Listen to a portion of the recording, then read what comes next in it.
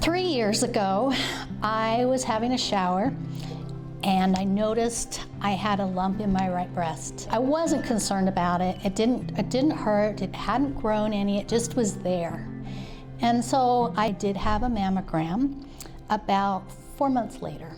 And I'll never forget that morning. I stopped before I went into work. And before I even left the building, I sat down with the radiologist, and he had me look at the different pictures and said to me, I don't want to alarm you too much, but when I look at this, I see cancer. And from there, you know, we had that taken care of. I had a lumpectomy within probably 3 days.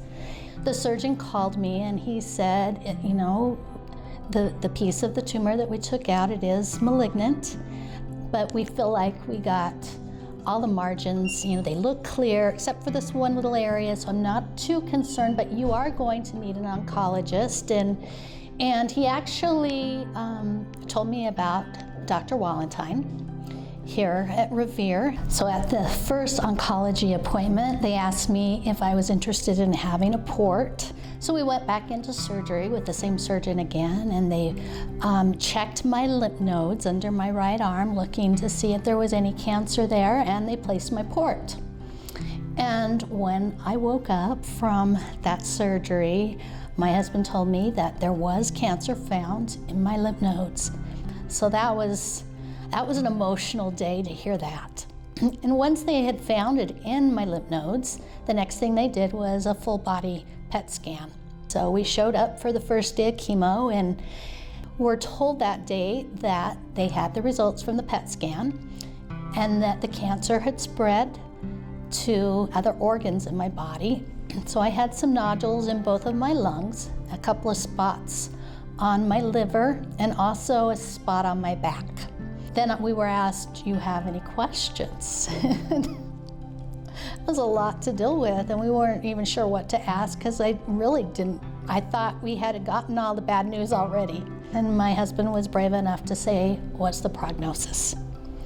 And they said, well, with stage 4 cancer, as long as your body does well with the chemotherapy, you know, you'll have some time, but this is a terminal disease and we can get you, you know, some time, but eventually it's going to catch up to you. But so basically they told us 2 to 10 years.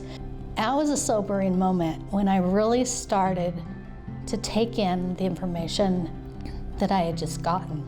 That summer that I had my chemo, I had 4 sessions of it, and it was not easy.